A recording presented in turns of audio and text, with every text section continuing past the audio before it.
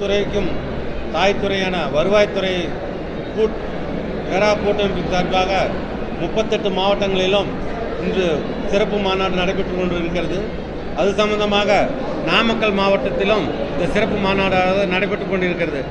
எங்களது ஏழு அம்ச கோரிக்கையாக முதலில் காலி பணியிடங்களை நிரப்ப வேண்டும். வருவாய்த்துறையில்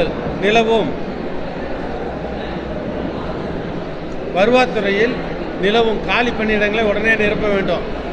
அதிக பணி அழுத்தம் காரணமாக மன உளைச்சலில் உள்ளதால் மாநிலம் முழுவதும் உள்ள காலி பணிகளை நிரப்பிவிட்டு, அதேமாதிரி நாமக்கல் மாவட்டத்தில் சமூகவாதிகளால் கிராம நிர்வாகம் முதல் கிராம வில்லேஜஸ்லிருந்து அனைவரும் தாக்கப்படுகிறார்கள். வட்டாட்சியர் வரையில் தாக்கப்படுகிறார்கள். அவர்கள் ஒரு இரும்பு கரம் கொண்டு ஒடுக்கும் வகையாக எஸ்ஓபி, அதாவது பணி பாதுகாப்பு சட்டம் எங்களுக்கு வேணும்னு நாங்கள் மாநிலம் முழுவதும் கோரிக்கை வைத்துள்ளோம்.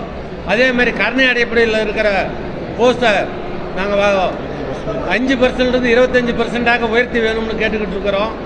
அதேமாதிரி நிலவரைத்துறையில் இந்த டெம்பரரி ஸ்டாப் எடுத்துக்கிறாங்க.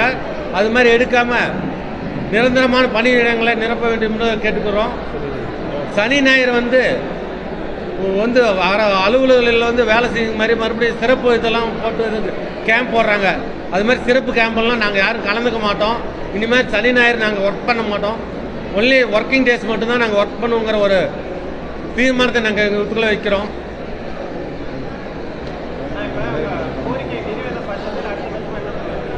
கோரிக்கை அடுத்த கட்ட நடவடிக்கை மாநில மையம் என்ன முடிவு சொல்லுது, அதுக்கு எல்லாம் அனைத்து மாவட்ட மையங்களில் இருக்கிறவங்க நாங்கள் முடிவு பண்ணி இன்னும் தீவிரமாக இந்த போராட்டத்தை அறிவிப்பாங்க. மாநில மையத்தை முடிவு பண்ணி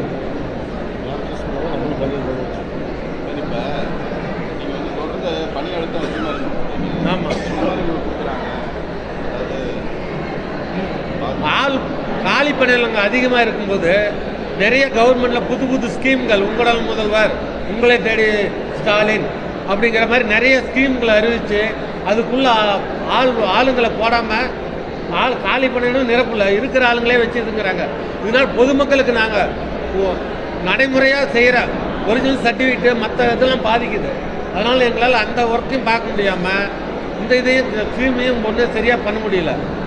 இதனால் பொதுமக்களே தேவையான கெட்ட பேர்கள் தான் உண்டாகிறது. எங்களுக்கு அரசு அதான் திட்டங்களை அறிவித்தா அதுக்குள்ளே காலி பணிகளை நிரப்பி அதுக்குள்ளே ஆளுங்களை நியமித்தா அதுக்கு பொறுப்பாக நாங்கள் அதை இது பண்ண முடியும். பெட்டிஷன் மக்களுக்கு அது பயனடையும். இது ஒரு கண்கொடைப்பு மாதிரி தான் நாங்கள் இதை செஞ்சுக்கிட்டு இருக்கோம் ஒழிஞ்சு இதுக்கு கரெக்டான முறையில் அது மக்களுக்கு போய் சேரல. திட்டங்களை அறிவிக்கிறாங்க, அதுக்குள்ளே ஆளுங்களை நியமிக்க மாட்டேங்கிறாங்க.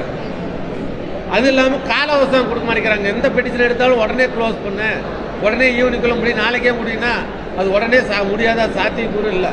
அதுக்குள்ளே கால அவசரம் கொடுத்தா தான் நம்ம அதை கரெக்டாக மக்களிடையே கொண்டு போய் சேர்த்த முடியும். அதுக்குள்ளே கால அவசரம் எங்களுக்கு தேவைன்னு தான் நாங்கள் கேட்குறோம்.